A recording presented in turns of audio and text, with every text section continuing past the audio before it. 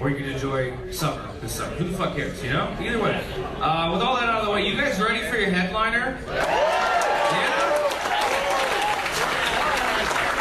SNL, Netflix, he doesn't need really any introduction. Give it up, Norm Macdonald, everyone!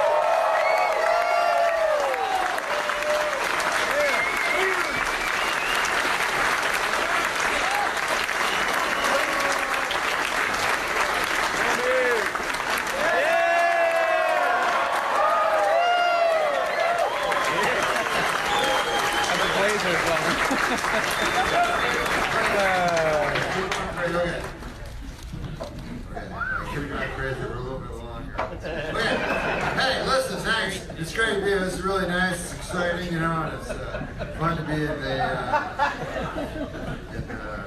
I want to say Portland, you know, Rip City, you know, Portland. You guys really think fucking something of yourselves here, huh? A guy drives me, right, and everything in Portland is like, hey, look at me, I'm good, you know, like even the doors, like I was walking by a door, you know what I mean, and it's painted on the door, it says, hey, come on in, you know, we welcome you, we love you, you know, we invite you to come in, whether you're trans, or whether you're gay, or whether you're black, doesn't matter about your religion, or your creed, or anything, we welcome you here, you know, which I thought was really, you know, it was kind of heart warming a little bit, and courageous, you know, here in 1954. It's kind of a...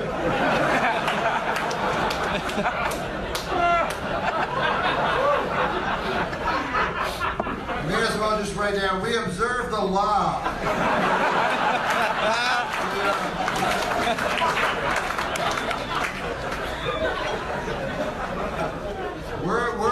We're not going to be, our racism is not going to be so much that we break the law. We're gonna... And then what you say? Then you say, you know, you can't help yourself. You walk by and you see you know, just a door, and you go, those racist motherfuckers.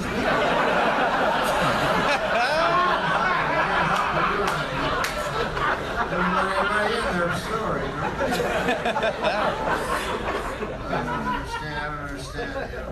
The guy drives me from the airport, right? He's a driver, and he drives me from the airport to my hotel. And he's telling me, he says, no racism in Portland. He's like, there's no racism. I'm like, wait a second, like, you know, this is like the hearts of man, you know what I mean? Like, no racism.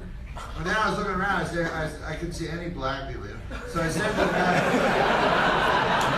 I said, you say it's not a racist town, and yet there's no black people. I mean, how can you even tell if you're racist? If you don't even, there's no black people. Then he says, we got our share. I'm like,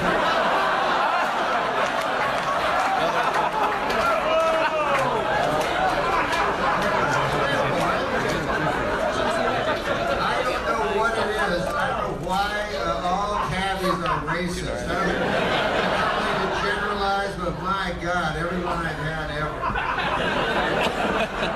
And I used to live like way far away, like over, you know, and I would go in the city when I was a kid, I was like 15 or something like that. And my parents lived way out in the suburbs, so I'd have to I'd have to drive through this wilderness with a cabbie that was deeply racist. And then what do? You know, the guy, suppose the good thing if you were a good person is argue with the guy, try to change his mind, you know, but I'm drunk, I've got to get home, you know what I mean? I don't want to be on crossfire all of a sudden for an hour and a half with this fucking guy. And, you know, it's not good because then he thinks I agree with him because, you know, whatever he says, I'm like, no, you're right. He had the right idea the whole time. But let me off over here, you know what I mean? Like, and, I don't know. One guy I had, he said a thing, you ever have a guy that he says that you don't know what who you're supposed to hate? Like, it's too confusing, because you're not, you know, I don't know every racial epithet. You know, I try. I try to keep up. don't know every racial epithet. So there's one guy who says to me, he was a doorman, he goes, you know what the problem is in the world nowadays? I said, is it a group of people? Yeah, you're goddamn right. You hit the nail on the head there, buddy. I said, what group of people is it anyway? He goes, well, you know it as well as I do. It's a goddamn brindle heads. And I was like, oh, yeah? Because I have to be told who to hate. I don't know brindle. So I looked up brindle, and it was a weird definition. It didn't have any way to be on someone's head, and I didn't know. You know, I couldn't tell. And it still plays me this day because part of me thinks, what if they really are the problem? I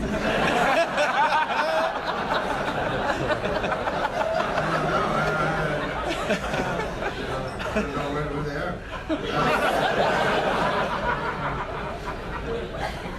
What about guys, they try too hard, you know, not to be racist, you know what I mean? Like they'll go, I don't care if a guy's black or white or brown, yellow, green. I'm like, whoa, green, whoa, whoa, whoa.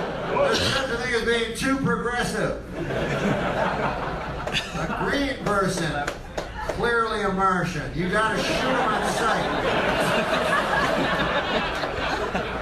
Because if you don't shoot him, he dematerializes you because their guns are better, you know. I was thinking of dematerializing, and I'll tell you this, boy, there's a draft here. Man, I'm an old man. I'll tell you something. When you start talking about drafts, how does this look? Is this a good look? I remember my dad would say, oh, God damn it, there's a draft in here. And I go, God damn, you're an old man. I'm an old man now, too. How about that? Son of a bitch. I became an old man. I don't try to hide it, though. I don't dye my hair or nothing like that. I don't get any Botox, nothing like that. Because I want, you know, I feel like God gives us little signs, you know what I mean? And, chunk of coal. When he makes your hair completely white, that's a signal. He's telling you, you know, that your affairs in order, you know.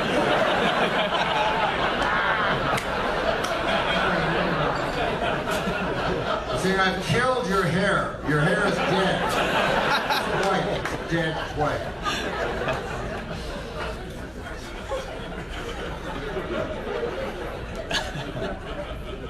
Behind the beautiful skyline of, you know, Portland. Isn't that something?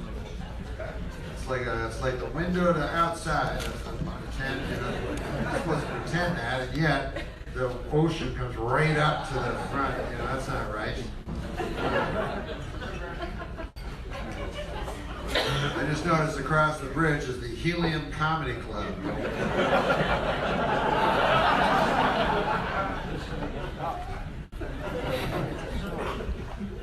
We all know that, of course, you know, two places can't exist.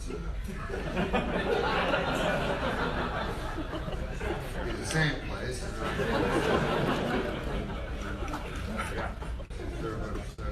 Thermodynamic law. Second law, you know. Around that. But I never took law, you know.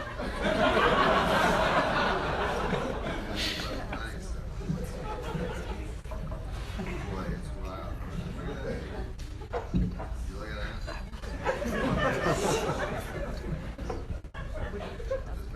I'm retreating a little. It looks like I'm afraid, but I see it's these people.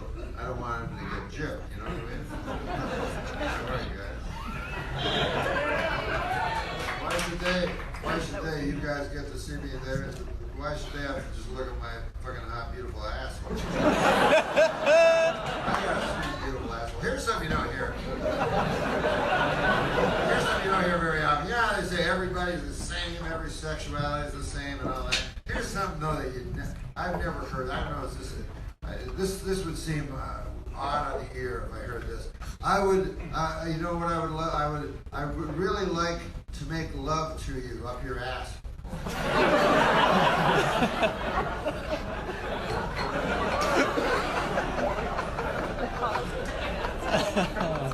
Sound odd to me. Listen. We're obviously going through a cultural shift in this country, you know, and it's a seismic one. You know, trying to get equality for everybody.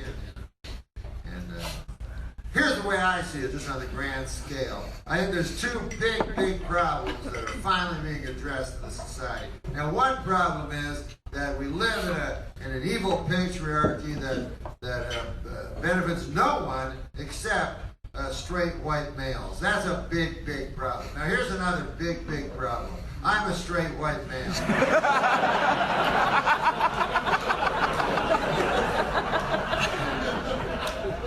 I don't want to shake things up that much. A little bit. I want to shake things up a little bit, you know. But some people say, hey, Norm, you know, you've had your turn, you know, with all your privilege, you know, why don't you let the kids, you know, the children of the future after all. What about the kid? Now, I have a kid, and he's a straight white male. Hello, I'm only guessing. He could be a gay lady. I don't know. We used to know things that we don't know anymore. Here's the phenomenon.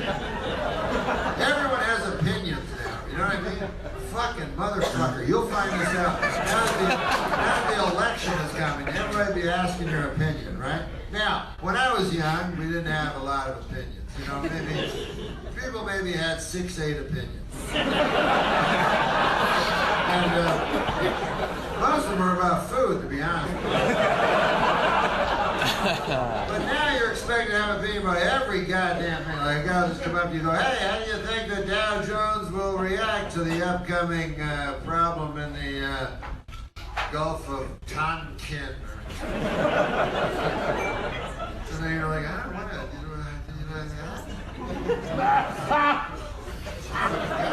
I'm a guy that walks down the street wearing a hat.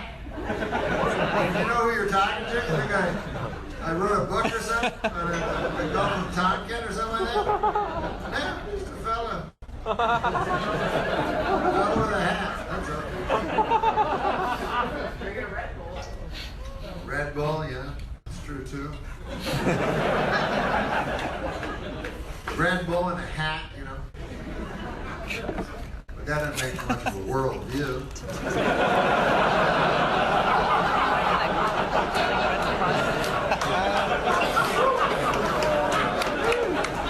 On the other hand, we used to know things. We don't know things anymore. You know what I mean? Like, I remember when I was young, I went to my dad and I said, Dad, I'm a little girl. I'm pretty sure. And he said, wait a second, I thought you had a cock. Now you got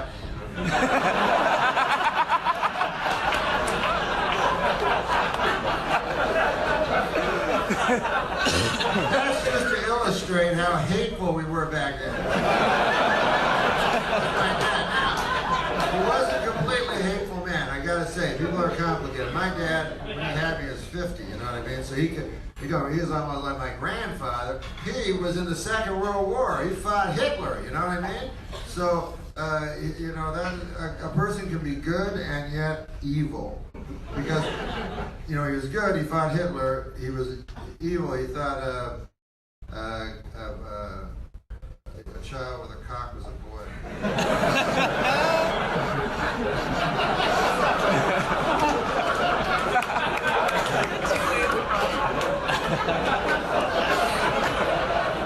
Now, of course, that sentence sounds insane.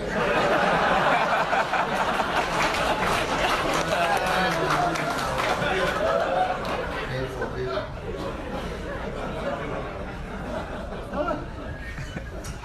But I don't know, you know, it's, you just go around pretending you know things and try to sound like the next fella. And try not to get in trouble.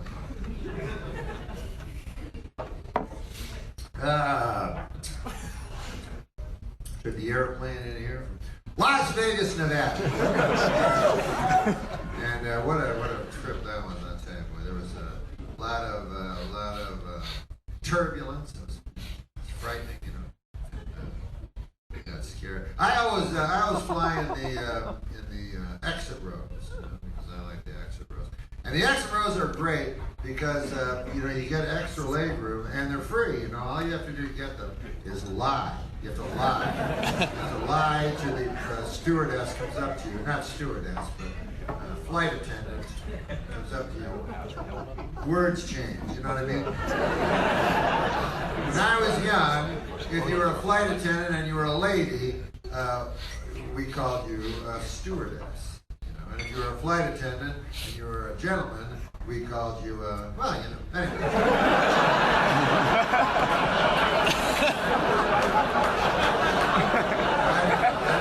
didn't say it. I don't know what you guys think. I didn't say it. But anyways, you've got they come up and they go, yes.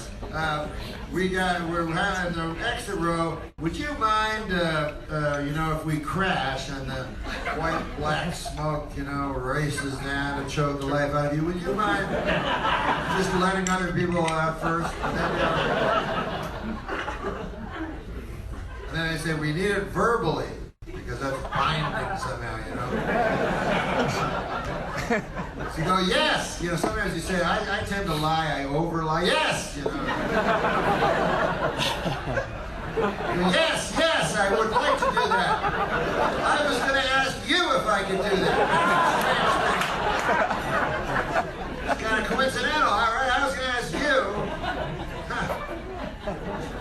Because I think it's well worth the extra 3 inches to just you after, please. I'll scrabble down the wing for my life after everyone else does it.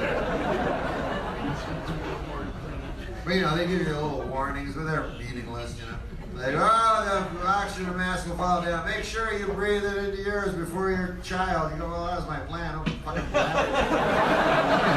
And then they go, and by the way, your seat cushion is a boat. Don't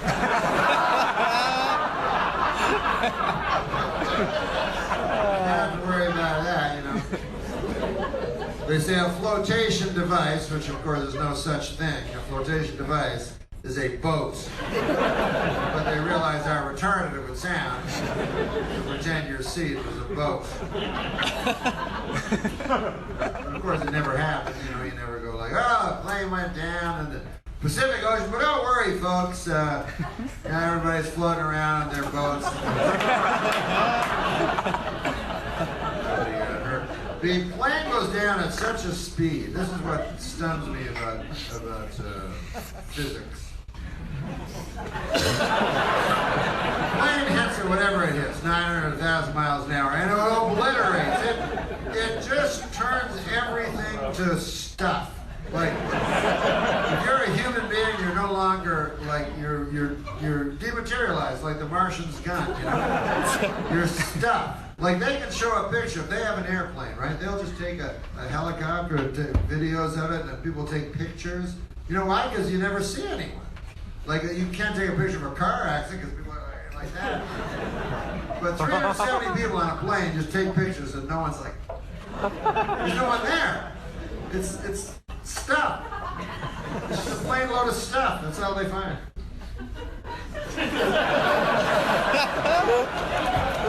They call it remains, because it's a romantic sound. The remains of the day. Remains of sand, And it's not like they're going to find. And of course, your relatives want your remains, because they just need closure, and that's part of closure. You know what I mean? They go, God, oh my God, I can't get to sleep. I've been awake for 4 days. Every time I go to sleep, I think of young Sam and his last moments and the horror he must have gone through. If only I could see his remains. Then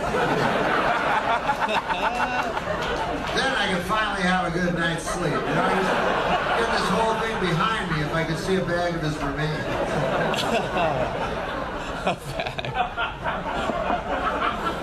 And of course, they're not going to get your exact remains. No, they're not going to go, oh, look at that silver blonde hair. By golly, I bet that's Agnes's. Did somebody have a piece of her wrist bone earlier? Let's put that together here over here.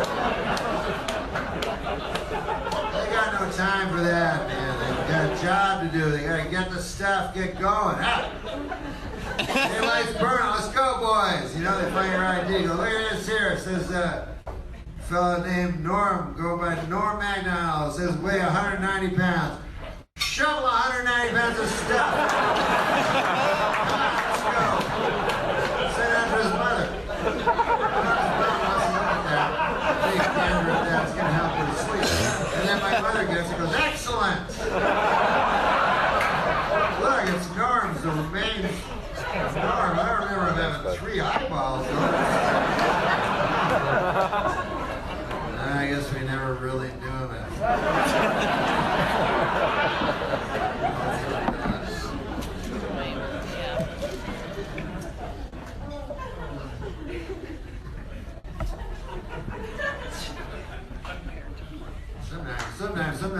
Sometimes you survive. You know, sometimes you survive an airplane crash. But when you do survive an airplane crash, God's little joke. He lets you survive the airplane crash, but it's in the Andes. It's the only time you ever survive it, because God likes to, you to wrestle with the moral dilemma of whether you should consume a fellow human being. It's always a lot of fun in the Andes. Days turn to weeks, and weeks turn to go, can I do it, you know? You should be prepared. You should know what you're going to do should these scenarios, you know what I mean? Like if I'm on an airplane, I feel any turbulence at all, I go, I'm eating that fucker in 4F. That guy looks delicious. That guy in first class, I'll eat that fucker. And then the plane would crash, I'd drag him behind a snowbank.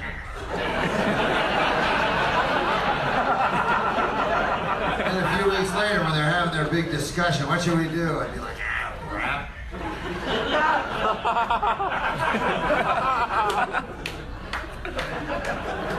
Then they gorge, you know, they're like, I start eating. That's what you wait 2 weeks, you know, of course. Never gorge. Any nutritionist will tell you, you're supposed to, it's called grazing. You know, you wake up, you have a small portion of co-pilot. And you wait a little while longer. But I'm against cannibalism. Not in those situations. Those are very, severe situations. I'm just talking about regular day-to-day situations. I have a lot of views that aren't popular. Like I'm for the wars. I'm always for the wars, but I'm against the troops.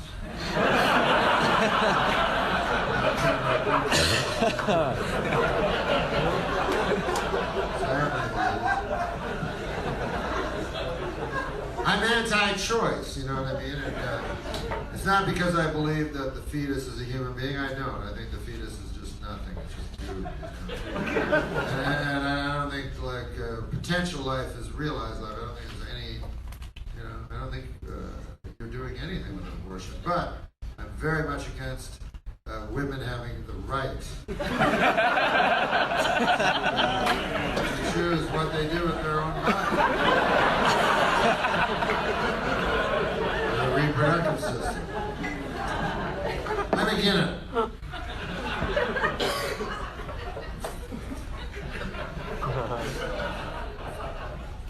Boy, how'd they ever get the vote, huh?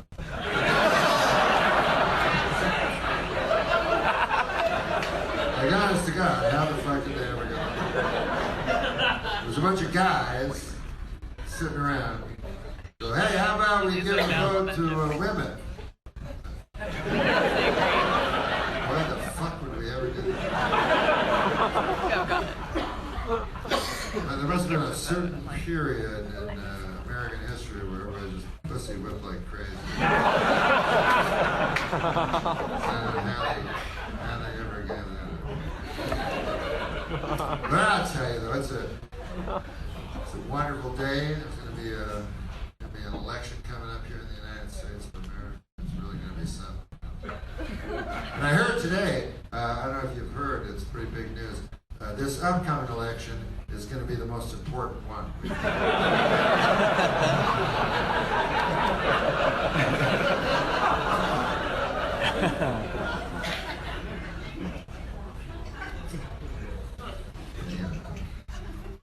They come out and they tell you they're, a lot of prison reform. That's a big one. They gotta change that around. Because here's the problem, though. Like a thing like prison reform. It's not the prisoners that are behind this. It's people like them that are doing it for the prisoners, like do-gooders. You know what I mean? They've never been in prison. How could they be? They're do-gooders. Do-badders, they're the guys in prison. The do-gooders, they don't go to prison. So they think, oh, what's good for the prisoners, instead of just asking the prisoner. So they go, oh, well, here's the wrong thing about what's going on in our prisons is that there's too many minorities, compared to the majority. It's just not, it doesn't make any sense, young black men are being imprisoned at a terribly wrong rate, and also people are in there on minor drug charges like non-violent offenses, and they stay in there far too long. And these are the problems with prisons. So this is what must be reformed. Now, let's say you said, okay, let's ask the prisoners. We'll send a little poll, a little question. We'll say, prison needs reform. What reform would you like in the prison? And they can write down two. The top two. And I guarantee you, they would not get past one. Because they live in the prison, and they would get back okay, we got 200 piece of paper back from all the prisoners. They seem to all be in unison. It's the ass fucker. Number one on everybody. Most people just left number two blank.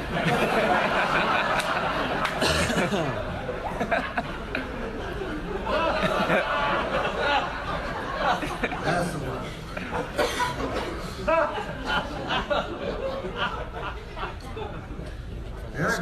The guy didn't even tell you when he's sending you to prison. He doesn't go like, oh, by the way, you're gonna get raped every day. Like let's say, why are you even afraid of going? Why do you even do your taxes? So you don't go to prison. Why do you not go to prison? What are you afraid of? Do you think people have to go to prison next week are like, oh God, how am I gonna survive the lack of freedom? Oh my God, how am I gonna survive being locked in a cell and not seeing the sun and reading books, working out, barbell. What you're thinking is like, does it get any better after the verse 500 times?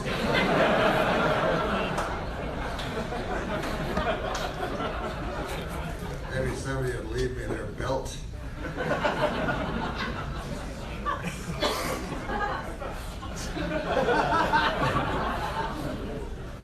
Dirty little secret. Not even a secret, everybody knows, but nobody cares, because they're just prisoners. They go, let them get They deserve it, but they don't deserve it, because it's the guys that deserve it are the guys that are raping them, the bad guys. That's how you get that's how you get power. Listen, the Me Too movement? Wait till it hits the prison system. Find some bad stories in there.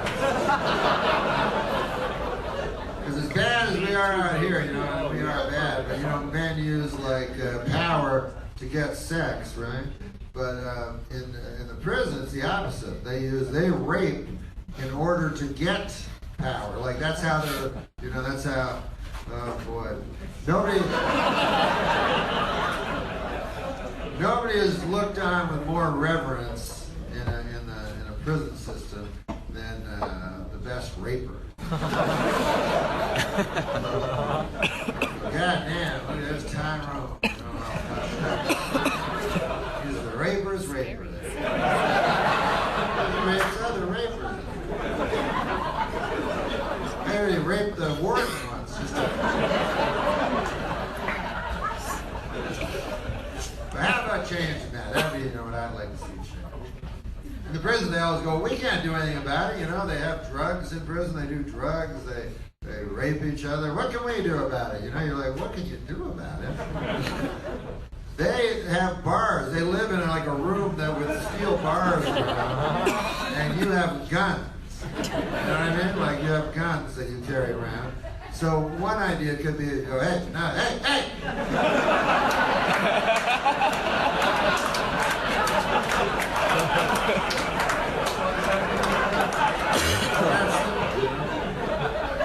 That's simple. Sometimes things are too simple. Okay,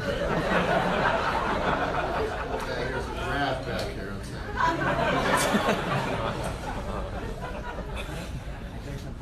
I'm an old man, boy, I'd say that.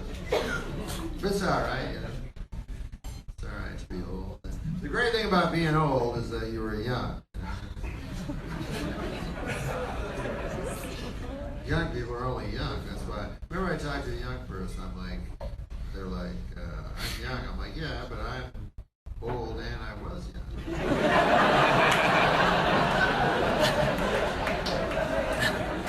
Drop it, How about young people that think they have ideas? Aren't they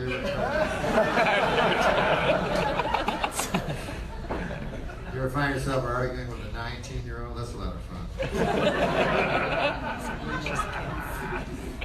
You're like, well, I'd like to continue arguing with you, but I just realized that 12 years ago you were 7. Maybe I'll stop arguing with you.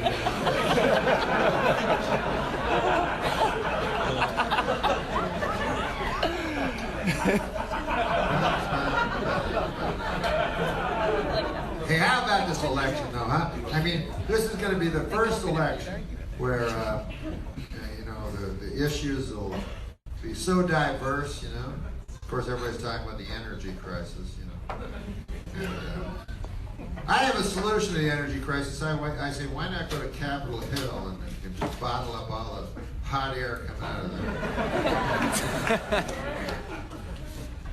there? It wouldn't work, because hot air coming out of Capitol Hill really it just means lies, Of course, that could be used to fuel out. There's some wild things going on. When a candidate comes out, and they're coming out now, like Joe Biden. I don't know if you follow him. He got in a little trouble. He massaged he was sweet to a lady. Terrible. But there was a lady, who was running for Congress, and she was kind of nervous, so he massaged her neck, told her it was going to be all right. And she said, well, it was not sexual. She wanted to make this clear that Joe Biden was not being sexual and not violent. But she said it was gross. It's an insult base that kind of had that. By that logic, I could sue all my great aunts and grandmothers.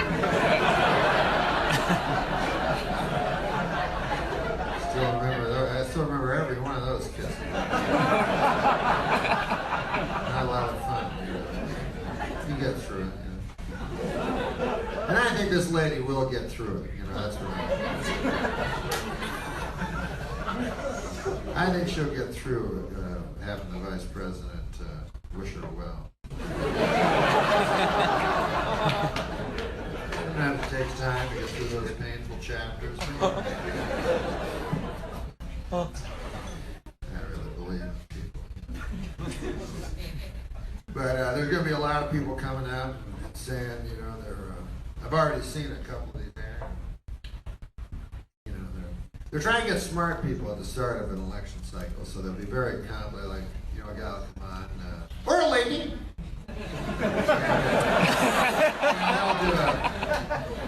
They'll do a commercial, you know, and they'll say, listen, if you want to hear my views on immigration and how I would handle it, as well as the terrible opioid crisis, as well as children having to start their lives hundreds of thousands of dollars in debts after school, well, you can come and visit my website, and I have a policy paper there. It's 35 pages long, and then I go, oh, no, I'm not.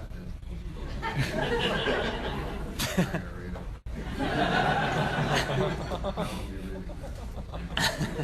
You seem like a nice enough fella, and I don't mean to insult you or anything like that, but I will not be reading your policy paper.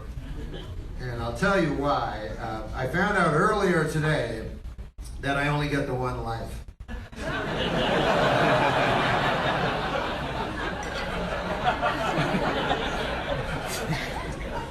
So I have 2 seasons of Matlock next to my couch. Cardboard box. So you can't do everything, you know.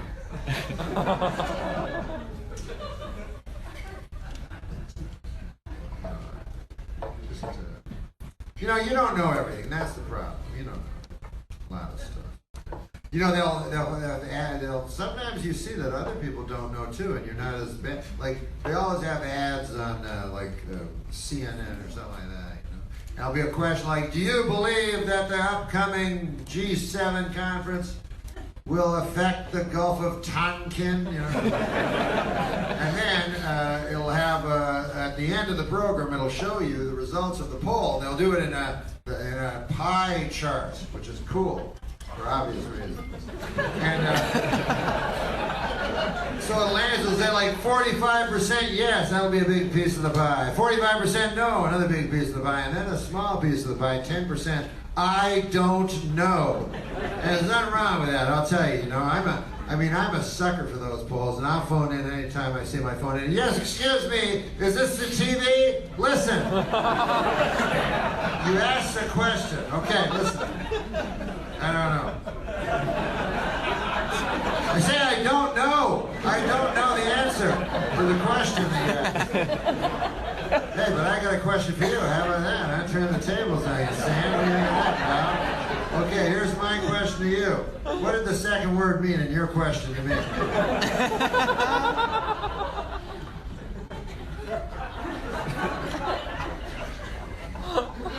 It's fun being in a pie chart, though, I'll tell you that.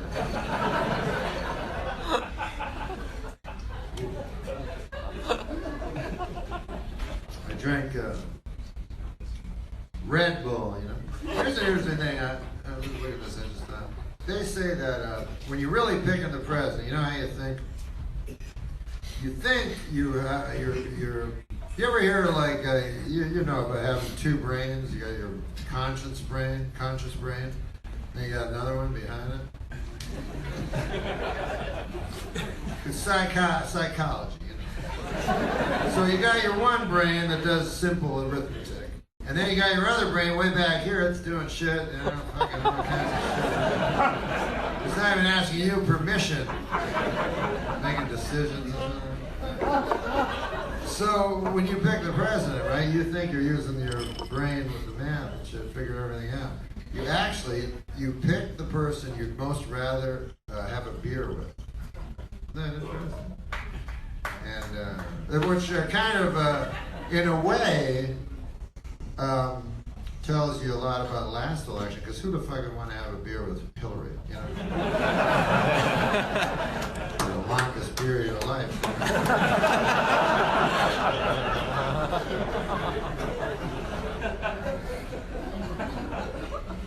But how fun would it be to have beer with Donald Trump? Just be all drunk.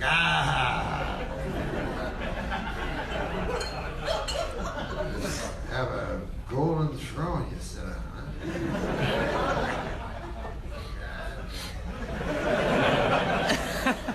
Billy, man, give me a picture. This guy, what's that? Hey, he grabs him by the pussy. ever thought of that, huh? Here's the thing, actually. I'll be honest with you. I was a celebrity. I was on the TV. I remember that tape.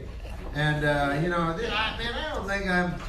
It's like that girl from Full House, you know? She got her kid into Yale or something, right?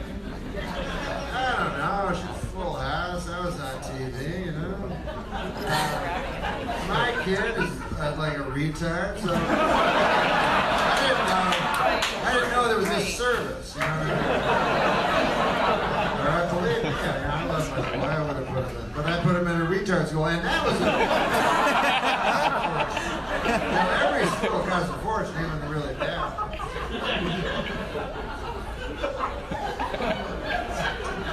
But yeah, I never took advantage of any of that, you know, like the grabbing the pussy thing. I didn't know. Nobody told me that. You know, it's not like they tell you when you become a celebrity, oh, you grab women by the pussy, and they're cool with it.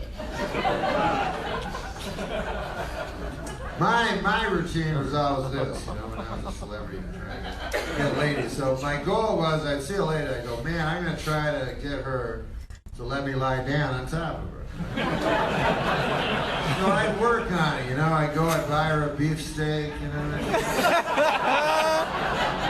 Tell her compliments, I'd tell her about her hair and stuff, how nice it was, you know, I like her bangs and stuff. All kinds of stuff. Just compliment her, I'd give her diamonds, you know, handfuls of diamonds.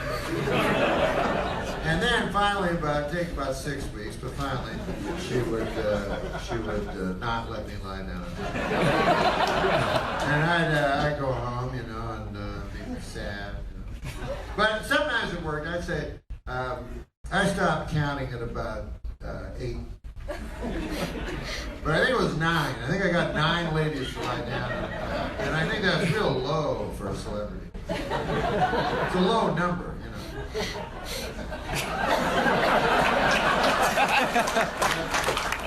But part of it is I don't know. I guess I'm not like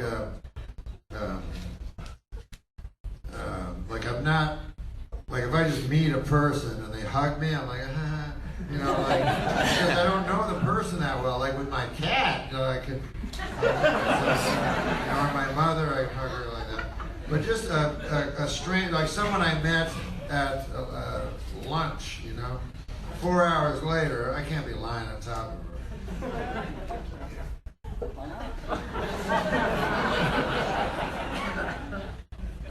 I don't even think I could get my pants off. I mean, I remember one time I was a one-night stand, and I wasn't drunk, you know. And I don't know if you've ever gone to a one-night stand dead sober, but oh my God.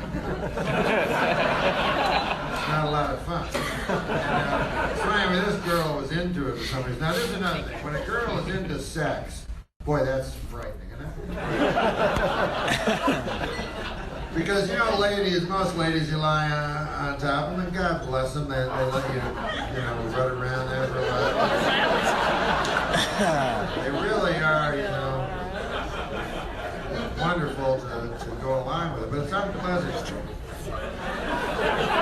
highly unpleasant. And then once in a while you'll run into a woman who likes sex, and boy, that is terrifying. Like,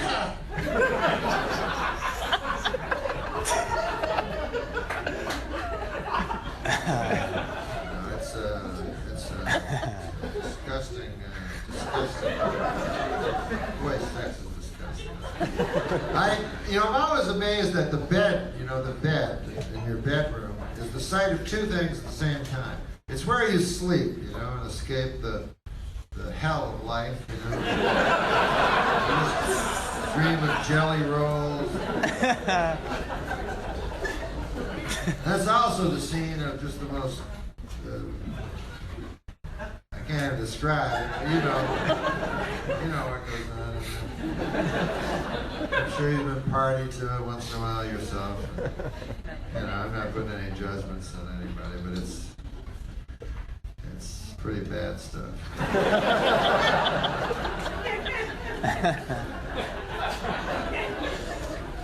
But you do your best, you know. It's a young man's game, you know. You don't want to do it. You don't want to do it when you're old. You know what I mean? Make a fool of yourself. I'll tell you that.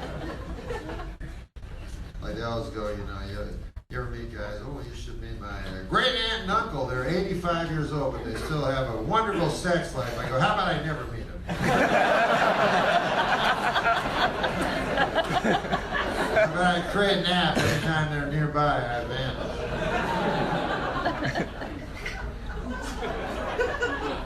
Imagine you're 85. You know, it's hard enough to get an erection. You know. At any age, but 85 years old. 85 years old, you're trying to maintain an erection, attain an erection, then maintain an erection. Now, I'll tell you what doesn't help at all is an 85-year-old woman.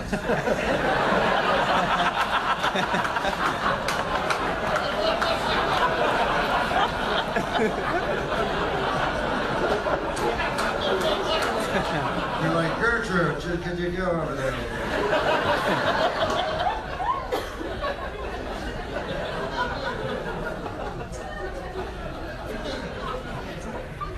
That's what booze is for. That's what's tough about not drinking, you know. Because booze allows you to do filthy wrong things. Not understand what they're wrong.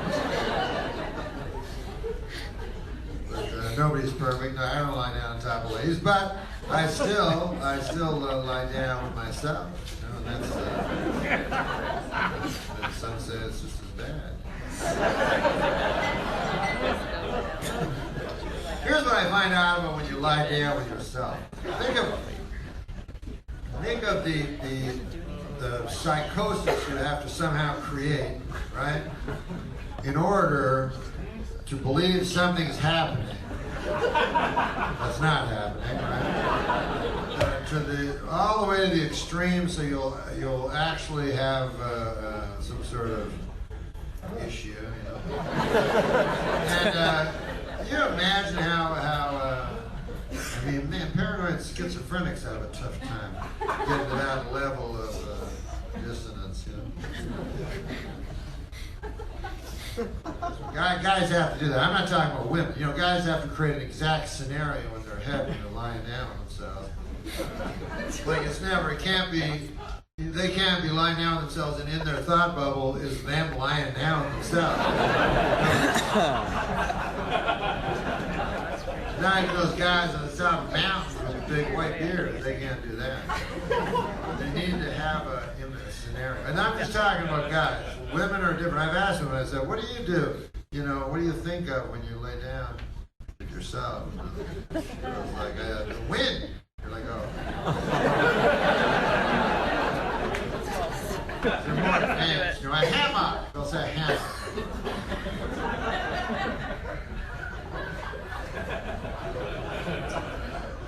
Well, when women lay down with themselves, how about the speed of their forefinger? Good God, what kind of blur is that? It's like going so fast. You're like, what the fucking Christ? And then you're like, what was I doing? Because, you know, 2 minutes ago, you're like, how about this?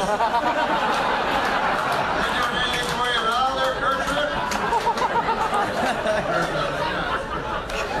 We got this thing up. So I end up just stroking her hair. It's going to be all right. It's going to be all right, Gertrude. Don't you worry about it. So I need to think of two. This is what guys need to think of, an exact scenario. And, you know, it's hard, you know what I mean? I haven't got a great, like, imagination, you know. Some guys can do it. They can lay down with themselves and think about, you know, Victoria's Secret's models or you know, Playboy Playmates or something like that. But I can't do that, you know. I'll be like, because I've tried it before, you know. And in my head, I'm like, all right, why don't you take off your lingerie? I'll show you a lingerie. I don't know why I need to. In regular life, I'm very nice. You know. Try to trick them into letting me lie down on top of them. In my thing, when it's just not real, I guess I know they're not going to say anything. So I'm like, why don't you? I'm going to show you underwear right now. And then she goes, no, I don't want to do that. And I'm like, oh yeah, why would you? Sorry. What I was thinking. So I can't keep the believability up because I know deep down, you know, they're not going to want anything to do with me. Now it's different though. Maybe I can't get the Victoria's Secrets. Well, maybe I can't get the Playboy bunnies. What about that lady that works in the 7-Eleven down the street from me? Not that easy on the eyes, I'll give you that.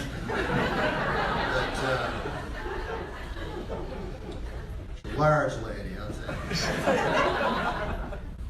She could lose 200 pounds, still be a large. I'll be honest with you. But she likes me. That's the important thing. I know she likes me because I was getting sour cream and onion chips one day. And I put them down, and she goes, I love sour cream and onion chips. I go, oh, that's cool. She goes, no, I really love them. And I look up, I'm like, seeing her eyes. And then I go home. So then for the next, 2 or 3 months, I'm doing the most disgusting things with her. Like, if she had known, she'd be horrified, you know, but there's no way she could know, you know. And, but I always felt guilty whenever I go get something. I go, here's my sour cream and onion. She go, how are you doing anyway? I'm like, nothing, whatever, just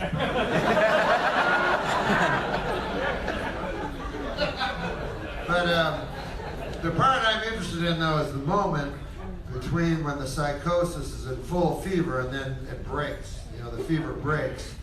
Once this 4 seconds of little happens, you know.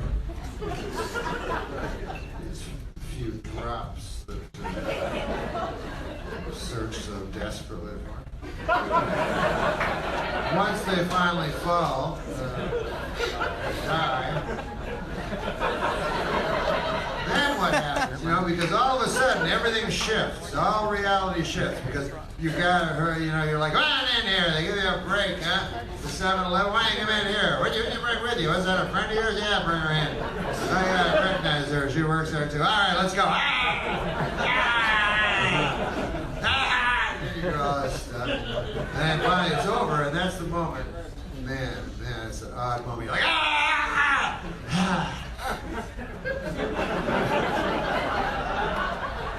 There's nobody here. It's me. All alone, just me alone. Gotta get a hold of myself. I know, I'll go downstairs, make a cheese sandwich. Pretend this never happened. Never mention it again. And then I go,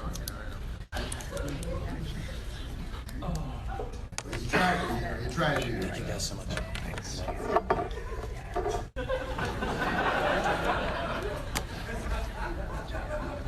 How you guys doing? Good.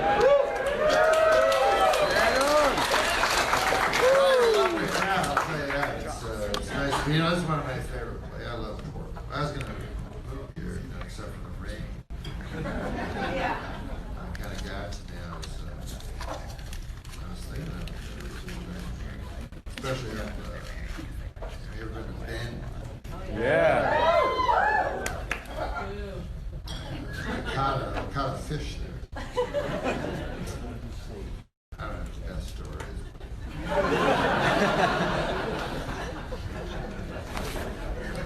I do have one tale though when I caught a fish with Ben. And that's the entire story.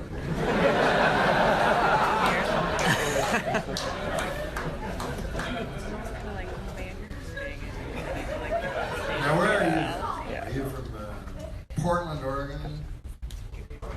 New York City. You're from Washington. Washington's pretty close to you, huh? And what brought you from New York City to Portland, Oregon? An airplane?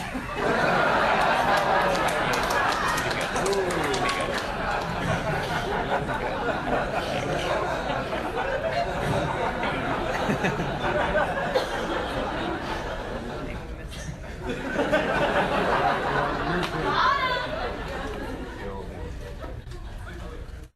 I'm not that funny.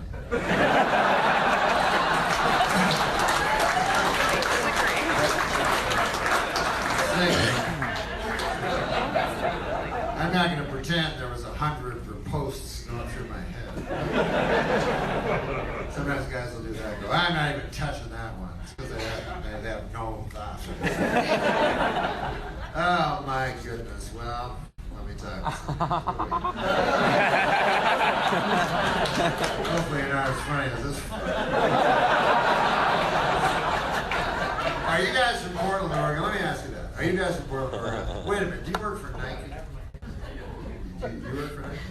And what's your job over there at Nike? You do it?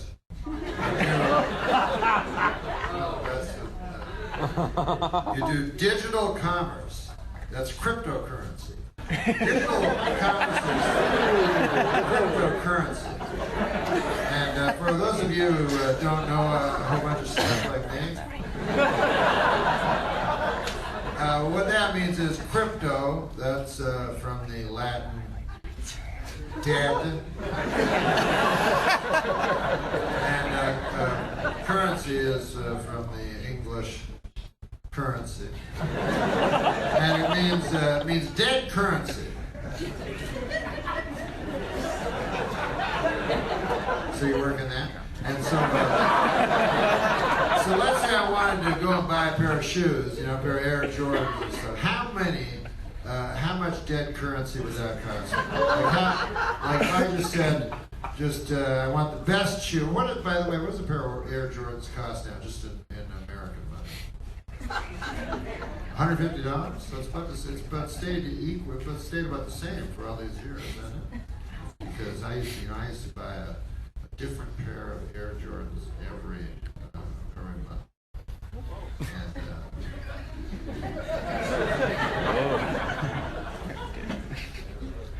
here's what's happened to me. First of all, it ended like 20 minutes ago.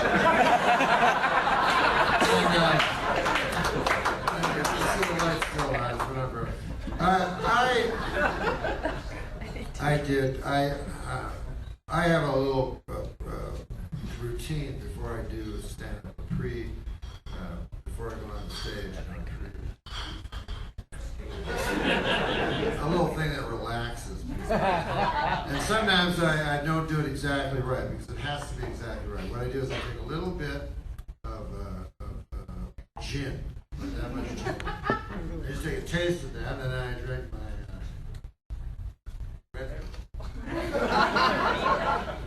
and then I eat a big handful of LSD.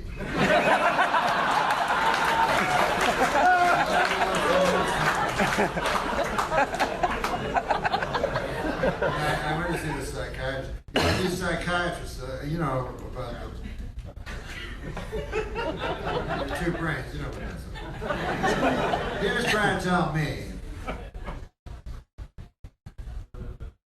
like, let's say you have a brain here. You have another brain here. Like, I was at dinner with my friend, this guy, he's all into psychology, right? So I had a glass of milk, right? I had a glass of milk. And this guy goes, you know why you're drinking that milk, don't you? And I said, well, it's not because I like milk, I know that. Because I know this guy's tricks, right? He says, no, it's because you want to suck your mother's breast. So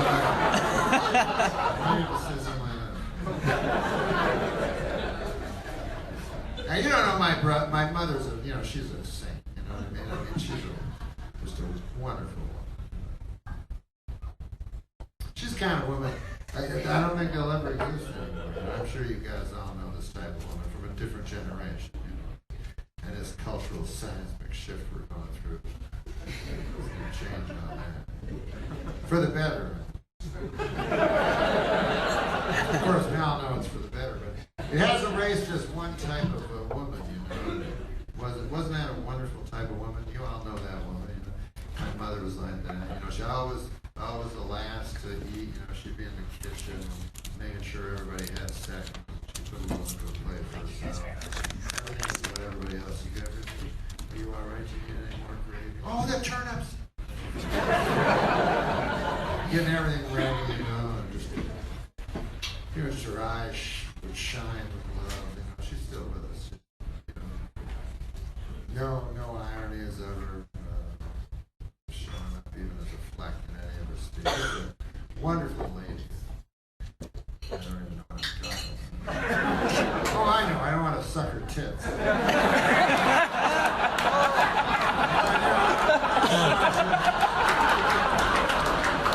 I reject it. I reject this guy's idea wholesale. And then I'm at dinner with him. Now I got the glass of milk. I can't start guzzling it down. You know? Whatever. So my psychiatrist. Oh, by the way, when I was having this dinner with the milk, right? Get this. It comes time for him to order. What does he order? 2 meatballs and a banana. I'm like, hey.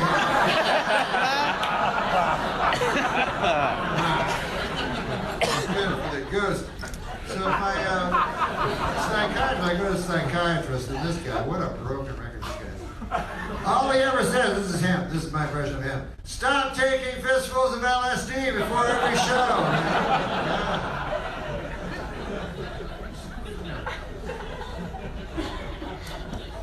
I like how he's the expert. I mean, you should see this guy. He's a 4-foot blue giraffe. He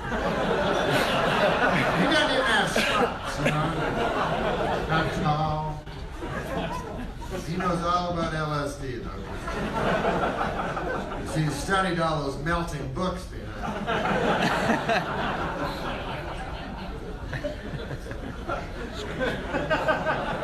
How are you?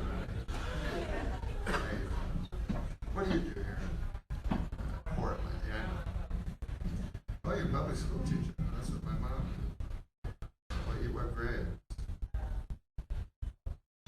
Preschool through 6. And what were the best from preschool? They're the dumbest. No, I just mean, doesn't it get progressively harder? Like, if you teach like grade 1, you just need a grade 2 education. You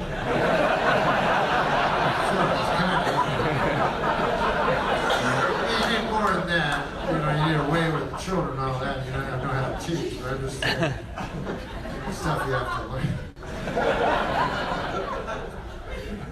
All the way to grade 6. They start getting troublesome in grade 6. Oh, in preschool. Yeah, I can understand that. Because I remember when I was in preschool. Man, that was a bad time. I remember before preschool, those are my first memories. Man, I go to Sean K's house, you know, and I'd show up and I'd go, hey Sean, I got a stick. And then that would be the whole day. Boy, we'd have so much fun. And then suddenly I was in kindergarten. I don't know how the hell I got there. There was a lot of tears. I remember that. And then I was just looking out the window and like, what happened? Like, it was such a weird experience. I could see the stick, you know. It was just so tough, you know. I was like, oh God. I remember the first time the weekend was coming. My first weekend. I'm like, the weekend, finally, I can get back to real life with Sean K, you know, the stick. I go, this is great. And then the teacher goes, oh yes, we're gonna send some problems home. You know, you got some problems. And they give me problems, and then I would go, excuse me, just a point of order here. The thing is this, I'm 5 years old, and I don't have any problems. That's the good thing about being 5, you know, you don't have any problems. You want to talk to the principal. I know all about your guys' problems, but me, I'm 5, no problem. Teacher. Well, now you got them. Here you go. It's a big book full of problems you got to solve. Problems were a lot easier later when I found out that the answers were in the back of the book upside down. Once you crack that code, you know, upside down in the back of the book. I'm going to leave you with a joke because I think it's in my contract. No, I love this joke. I thought I'd tell it to you. And then I'll go. But you guys have been fantastic. Thanks so much for coming.